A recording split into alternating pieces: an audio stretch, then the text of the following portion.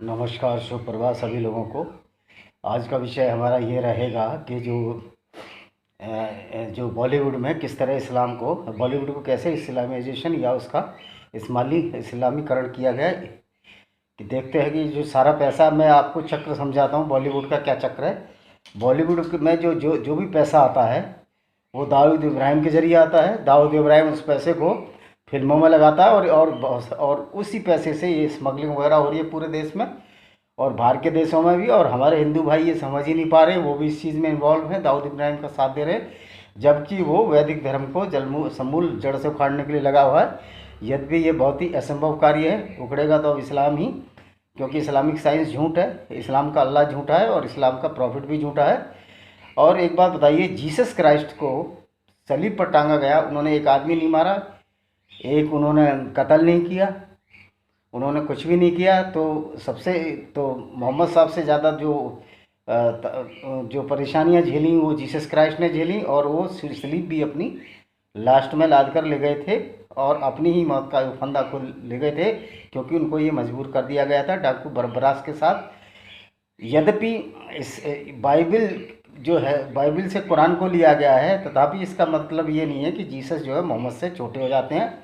यद्यपि बाइबिल में भी जो क्रिएशन ऑफ यूनिवर्स है बहुत गलत है, ये फॉल्स है, ऐसे ही कुरान में भी फॉल्स है।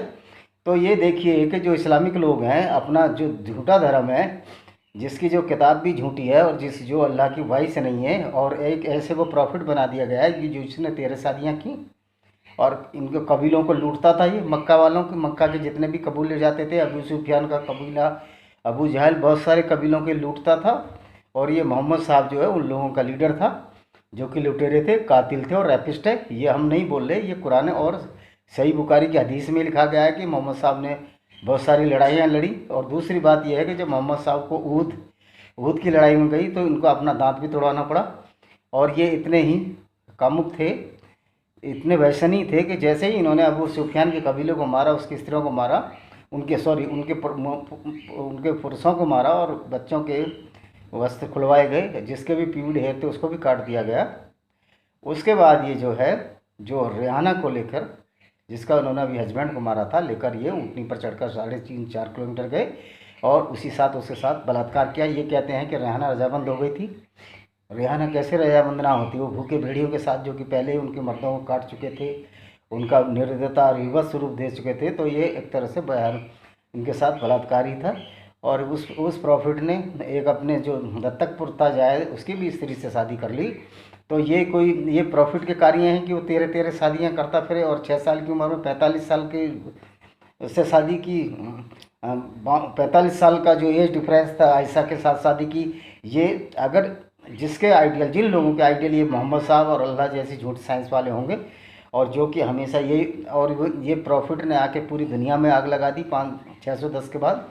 पूरी दुनिया को इसने काफिर और नॉन मुस्लिम्स में बांट दिया, जिससे कि अभी तक वो आग लगी हुई है।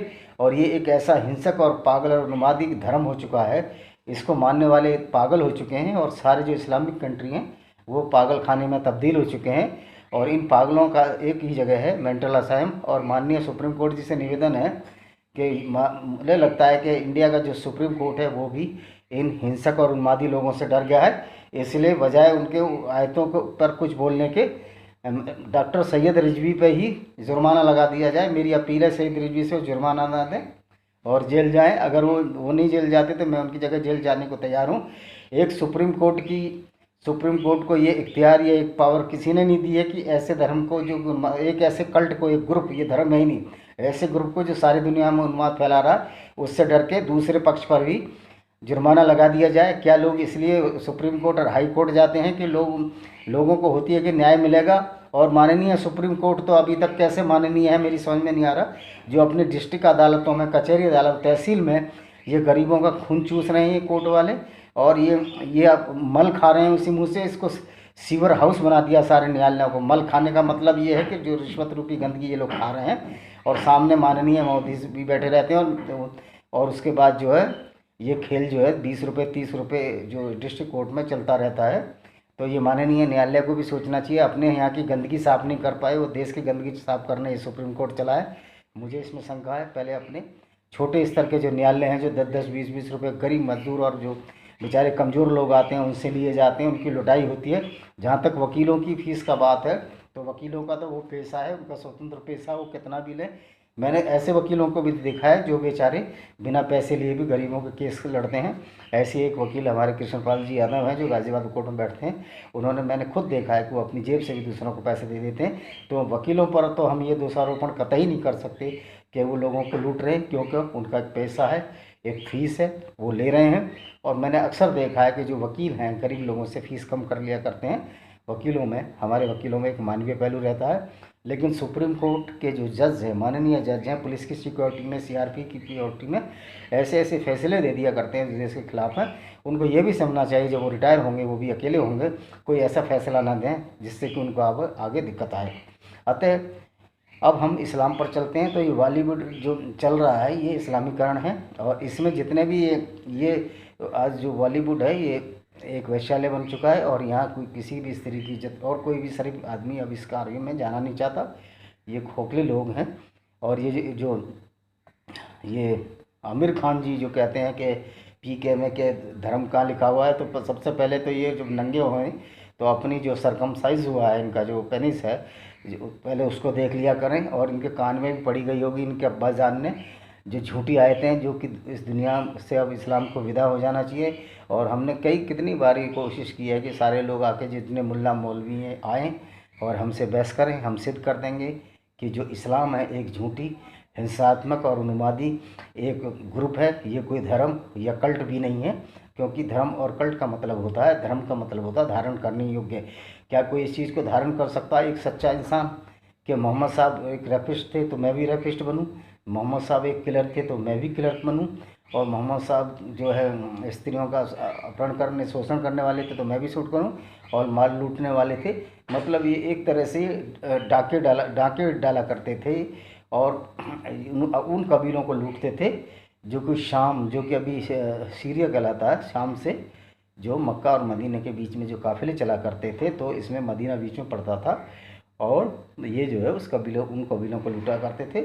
और इन्होंने, और ये जंग बदर वगैरह जो कहते हैं, जंग बदर इन पर थोपी नहीं गई थी, बल्कि इन्होंने खुद ही, इनको आनंद आने लगा था। एक बार इनका कबीला लड़ नहीं पाया और वो चले गए, तो इन्होंने एक व्हील किनारे पर आ गई थी जो समुद्र के किनारे, तो उसको खाया इन्होंने, व्हेल मछली को खाया। मतलब इनको पर्यावरण का भी ध्यान नहीं था। पर्यावरण का क्या ध्यान होता है, इनको तो इंसानों का ध्यान नहीं था। और यही जो चीज़ है, अब ये कहते हैं कि हिंदू भाई कहते हैं नहीं नहीं ऐसा नहीं है, सारे मुसलमान एक जैसे नहीं होते। हम मुस्लिमों को तो कभी गलत बोल ही नहीं रहे हैं, हम बोल रहे हैं उस कुरान, उस डॉक्ट्रिन को जो कि ये इंसान को इंसान से बांट रही है और कत्ल करने का आदेश दे रही है। हमारे उन हिंदू भाई के लिए संदेश हैं जो ये सोचते हैं कि नहीं सारे मुसलमान अच्छे होते हैं, ये कोई ख़राब नहीं होता। हम मुसलमानों को नहीं बोल रहे हैं, लेकिन जो कुरान उनको पढ़ाती है, वो कुरान की जो पढ़ते हैं ये उसी कुरान का मानेंगे, आपकी बातों को नहीं मानेंगे। और जब ये कुरान को मानते हैं तो उसमें स्पष्ट तौर पर लिखा है कि जो नॉन मुस्लिम हैं या जो काफिर हैं उनको कत्ल किया जा सकता है, उनकी स्त्रियों के साथ बलात्कार किए जा सकते हैं, और उनके धन को भी लूटा जाता है, और उनके बच्चों को गुलाम या उनको भी गुलाम बनाया जा सकता है, और उनसे फिरौती वसूल लेकर उनको छोड़ा जा सकता है। मान लिए सारे जो काम आज दाऊद इब्राहिम जो कर रहा है या जो इस्लामी गुंडे कर रहे हैं, वो वही कार्य कर रहे हैं जो कि इनके प्रॉफिट मोहम्मद साहब ने किया। तो इसमें ये तो अपना, इनका तो स्पष्ट मत है कि हम जो कर रहे हैं कुरान के हिसाब से कर रहे हैं। लेकिन हिंदुओं को अभी हमारा हिंदू इतने बेवकूफ़ हैं, उनको अभी भी ये नहीं पता कि ये जो कर रहे हैं कुरान के हिसाब से कर रहे हैं, उसमें तुम्हारा भी सुरक्षित नहीं है भविष्य। तो और कुरान तो कभी कहते ही नहीं कि काफिरों को दोस्त बनाओ, साफ साफ उनमें आयते हैं, वर्सेस है कुरान में कि किसी यहूदी, ईसाई और काफिर को दोस्त मत बनाओ, क्योंकि ये तुम्हारे दोस्त नहीं हो सकते। और इस अल्लाह ने और इस मोहम्मद ने तो हर जगह अपनी टांग घुसेड़ी हुई है मुसलमानों को, उसमें भी कि जो पहले अल्लाह है उसके बाद तुम्हारे रिश्तेदार अगर दूर हों तो दूर हो जाएं, और प्रॉफिट हैं। मतलब हर जगह इसने, मोहम्मद ने अपनी टांग हर जगह कुरान में घुसेड़ी हुई है। और इसीलिए आज ये वक्त बदल रहा है। बहुत से मुस्लिम भी जानने लगे हैं, जो मुस्लिम हैं, जो कि सही मायने में मुस्लिम नहीं हैं, जो कि एक्स मुस्लिम हैं या इस्लाम को छोड़ चुके हैं, वो जानने लगे हैं कि इस इस्लाम की जो किताब है ये कुरान है। कुरान एक धर्म या धर्म की किताब ना होकर ये एक अधर्म की किताब है, जिसमें जब एक बात बताइए, जो प्रॉफिट दूसरे धर्म वालों को मारने के लिए कहता हो, दूसरों की लड़कियों के बलात्कार खुद किए हों, दूसरों की स्त्रियों के साथ, यहूदी औरतों के साथ बलात्कार खुद किए हों, खुद लोगों को मारा हो, खुद उनकी संपत्ति लूटी हो, खुद फिरौती वसूल हुई हो, तो ऐसा प्रॉफिट कैसे प्रॉफिट बन गया, ये मेरी समझ से परा है। ये एक समझदार व्यक्तियों का तो एक ये रसूल या पैगंबर नहीं हो सकता है। ये एक फॉल्स और फैब्रिकेटेड स्टोरी है, एक बनाई हुई गढ़ी कहानी है, जिसमें कि एक आदमी को इतना हाईलाइट कर दिया गया कि जिससे कि हजारों साल उससे प्रेरणा लेकर ये मुस्लिम लूटमार करते रहें, दूसरों की औरतों के साथ रैप करते रहें। यही इन्होंने जब इंडिया पर अटैक किए तो जो आप पाकिस्तान और जो सिंध का इलाका है, जो जितने कन्वर्टेड मुस्लिम हैं, उनकी जो परदादियाँ और उसकी परदादियों के साथ इन्होंने बलात्कार किए। और ये लोग जो उन्हीं बास्टर्ड कन्वर्टेड हिंदुओं की औलादें हैं, जिनके कि बाप का ये पता नहीं, बाप इनके अरब या तुर्क हो सकते हैं, क्योंकि ये अब अरबी तो पढ़ते ही, अब ये तुर्की भी पाकिस्तान में बिल्कुल जो है वो कर दी है, लागू कर दी है। तो ये पाकिस्तान के जो कन्वर्टेड मुस्लिम वही नाजायज औलादें हैं, जिनके बाप अरब या तुर्क थे। इसमें बहुत सारे मूर्ख जैसे जावेद बी अहमद, जैद हामिद जैसे मूर्ख भी शामिल हैं, जो कि अपना आदर्श उन्हीं को मानते हैं, जो कि उनके लुटेरे थे, उनकी परदादी की परदादियों के रैपिस्ट थे, बलात्कारी थे। मतलब ये बास्टर्ड औलादें अपने बाप का किसी न किसी तरह से ख्याल रख रही हैं, चाहे वो अरबी पढ़ने में रख रही हों, चाहे वो तुर्की को पढ़ने में तुर्की लैंग्वेज पढ़ने में रख रही हूँ। ऐसा प्रतीत होता है कि जी ये जो जो ये इस्लाम है या इस्लामिक कंट्री हैं, एक बहुत बड़े पागलखाने में तब्दील हो चुके हैं। आसिया बीबी एक क्रिश्चियन थी, वो सिर्फ उसने कटोरे से पानी पी लिया था, तो उसको जो है उसको ब्लेसफेमी में 95A या कुछ ऐसी धारा है, उसमें उसको जेल जाना पड़ा, 8-10 साल जेल काटे। और उसके बाद भी मुल्ला जब राजी हुए, जब वो देश को छोड़ दे तो हम उसको छोड़ देंगे। एक ऐसी प्रोफेसर को स्टैब्ड किया गया, मारा गया। एक मिसाल मलिक को बुरी तरह मारा गया वहाँ ये खैबर पख्तूनख्वा में, जो कि ये कह रहा था कि कुरान जो झूठी है और इसमें सही बातें नहीं है। इस तरह बहुत से इनको मारा गया। तो अब ये बताइए, ये लोग अब कब तक अपना सिर और कब तक स्टैब्ड करते रहेंगे? अब हम अगर इनकी कुरान ये आदेश देती है कि हम मारेंगे, तो हमारी भगवत गीता में भी लिखा हुआ है कि ऐसे दुष्टों का दलन करें, इनकी गर्दनें काटें। और आगे से कोई भी मुल्ला और मौलवी विशेष तौर पर सुन ले, अगर वो फतवा देगा कि हम किसी की गर्दन उतार देंगे, तो मेरी रिक्वेस्ट है वे 24 घंटे के बाद वो फतवा देने लायक बिल्कुल नहीं बचेगा। या तो या तो देश का कानून करेगा, नहीं तो लोग करेंगे। और ये सुप्रीम कोर्ट तो अब इन्होंने तो हाथ पैर ढीले कर दिए। सुप्रीम कोर्ट तो लंच-पुंज है। अब ये हथियार हम हिंदुओं को उठाने पड़ेंगे अपने धर्म की रक्षा के लिए। और यति नरसिंहा सरस्वती ने जो कहा है बहुत ही साफ सुथरा कहा है। और अभी मेरी सरकार से अपील है कि अमातुल्लाह खान को गिरफ्तार करें, ये उसकी सुरक्षा के लिए भी ठीक रहेगा। अन्यथा कुछ भी हो जाए तो हम इसके लिए जवाबदार नहीं होंगे, क्योंकि जो आदमी हमारे साधु संतों की सिरों का पैसा लगाता हो और कोई फतवा देता हो, ऐसे फतवों की कोई भी मुल्ला अब आगे से फतवा देगा, वर्ल्ड के किसी भी कोने में फतवा देगा, उसकी गर्दन उतार कर उसी मस्जिद में रख दी जाएगी जहाँ की वो नमाज अदा करता था। इसलिए इन सब चीज़ों को भूलो, मारकाट को भूलो, नहीं तो हम अपनी आत्मरक्षा के लिए हम कुछ भी कर सकते हैं। ये हमारा संविधान भी कहता है, अगर कोई हमारी गर्दन काटेगा तो हम उसकी गर्दन भी काट सकते हैं। अपने बचाव में हम कुछ भी कर सकते हैं। रही जेल जाने की बात, तो ये अमातुल्लाह खान को जेल नहीं जा पाया, माननीय सुप्रीम कोर्ट 26 आयतों को हटा नहीं पाया। तो इस कितना लूला लंगड़ा ये हमारा संविधान है, और कितना लूला लंगड़ा सुप्रीम कोर्ट है, जो सही फैसले नहीं देता है। और जो छोटी अदालतों से 20 और 30 रुपये जो तारीखें पड़ती हैं, उसको भी ये करप्शन को ख़त्म नहीं करा रहा है। बस ये मानहानि और वो ये हो जाएगा, मानहानि और क्या अदालत की मानहानि का दोषारोपण हो जाएगा, ये डराते हैं। अरे तुम खुद अपनी मानहानि खुद करा रहे हो, रिश्वतें बंद नहीं करा रहे हो, कि किस लिए मानहानि हो जाएगी। और अगर सुप्रीम कोर्ट में हिम्मत है तो मुझे अरेस्ट करो और मैं जाता हूँ। कम से कम लोगों में एक चेतना तो आएगी कि एक आदमी इसलिए जेल गया कि वो माननीय अदालतों की जो उसका फंडा फोड़ किया, जो इनका 10-10, 20 रुपये का जाल बिछा हुआ है हर अदालत में। और जैसा कि इनके मुहर्रिर साहब बोलते हैं कि हमें साहब सब्जी मंगाते हैं और मिल्क मंगाते हैं, तो ये जो क्लास 4 और क्लास 3 का जो इनके जजों की कोठियों पर जाता है, इसको भी बंद किया जाए। ये भी सबसे बड़ा एक उसका कारण है भ्रष्टाचार का, क्योंकि इन्हीं के थ्रू रिश्वत ली जाती है। ऐसा निचली अदालतों में बहुत आर होता है। तो ये हमारी पब्लिक का कर्तव्य है कि ऐसी अदालतों को, ऐसे जजों को जो कि बेईमानी करते हैं, उनके घरों में घेरें जाके, और डरने की कोई ज़रूरत नहीं है। पुलिस आए, पुलिस भी अगर पब्लिक बहुत ज़्यादा होगी तो पुलिस भी कुछ नहीं बिगाड़ पाएगी, और पुलिस में भी हमारे ही बेटे हैं, हमारे ही भाई बंधे हैं। तो हमें ये सबसे पहले पुण्य कार्य करना है, ऐसी अदालतों के जज्जों को घेरना कि जो खुद रिश्वत ले रहे हैं, जिनसे इनकी भी पोल पट्टी खुल सके। अभी इन्होंने जो एक स्वेच्छाचारिता उद्दंडता जो कोर्टों ने बनाई हुई है उसको भी ख़त्म करना है, क्योंकि और पार्लियामेंट से अनुरोध है कि ऐसे 15-20 जो शिक्षाविदों, ये पावर है पार्लियामेंट को कानून बनाए जो सुप्रीम कोर्ट की जो कमेटियों की जो गलत फैसले देते हैं उनको भी देखें, और ऐसे जजों को भी जेल में डालें जो कि गलत गलत फैसले दे रहे हैं या लोगों को धमकाने का कार्य कर रहे हैं अदालतों में, कि बेचारा वो अदालत में फैसले ही डालने। एक ऐसा ही जज जो है गाज़ियाबाद डिस्ट्रिक्ट कोर्ट में, गुप्ता नाम का जज है जो लखनऊ का रहने वाला है, वो भी बार बार धमकाता है तो और कहता है जेल में डाल दूंगा। तो ऐसे ऐसे जजों का ज़रूर घिराव करिए।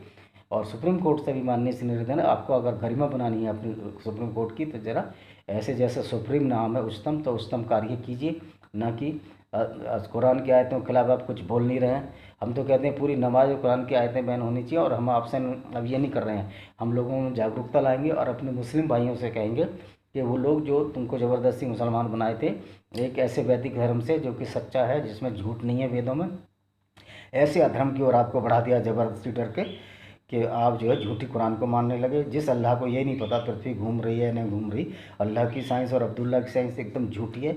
जब ये झूठी है तो कुरान भी झूठी है, और ये प्रॉफिट भी झूठा है, और अल्लाह भी झूठा, और ये अल्लाह कुछ कर भी नहीं पा रहा है। एक भी साइंटिस्ट अल्लाह जो मुसलमान को बनने नहीं दे रहा है। ये कुरान और अल्लाह जो है दोनों वास्तविक रूप में मुसलमानों के दुश्मन है और किसी के कुछ नहीं, क्योंकि ये जहनीत के बजाय जाहिलियत फैला रहे। इन्हीं शब्दों के साथ मेरा मुस्लिम भाई को पूर्ण निवेदन है कि आप जो पहले इस्लाम छोड़ो और इंसान बने, क्योंकि इस्लाम जो है इंसानियत नहीं बढ़ाता, बल्कि ये हैवानियत को बढ़ा दे रहा है। और ये शैतान रूपी पंजा पूरे वर्ल्ड में जहाँ भी है आग फैला रहा है, चाहे वो मिनॉरिटी में वहाँ भी झगड़ रहे हैं, चाहे मेजोरिटी में वहाँ भी झगड़ रहे हैं, और जहाँ यहाँ खाली मुसलमान है वहाँ भी झगड़ रहे हैं। तो इससे सिद्ध हो जाना चाहिए ये प्रॉफिट 610 में ऐसी कौन सा एक पॉइजन, एक जहर छिड़क गया जिससे कि पूरे संसार में आग लगी हुई है। आओ उठ खड़े हों और इस्लाम रूपी इस दैत्य और दानव को ख़त्म करें। इन्हीं शब्दों के साथ मेरी मुस्लिम भाइयों से भी अपील है कि आप भी कुरान की किताब पढ़ें और ये कुरान छोड़ें, कि कुरान एक कोई ग्रंथ नहीं है, ये एक जहर फैलाने वाली षड्यंत्रकारी किताब है, जिसको मोहम्मद ने उस समय अपने षड्यंत्र के फलस्वरूप, जिससे कि दूसरे ज्यूज कबीलों को लूटा जा सके, उनकी स्त्रियों को भोगा जा सके, के अंतर्गत तैयार किया था। इन्हीं शब्दों के साथ मैं अपने वीडियो को विराम देता हूँ। वंदे मातरम, जय हिंद।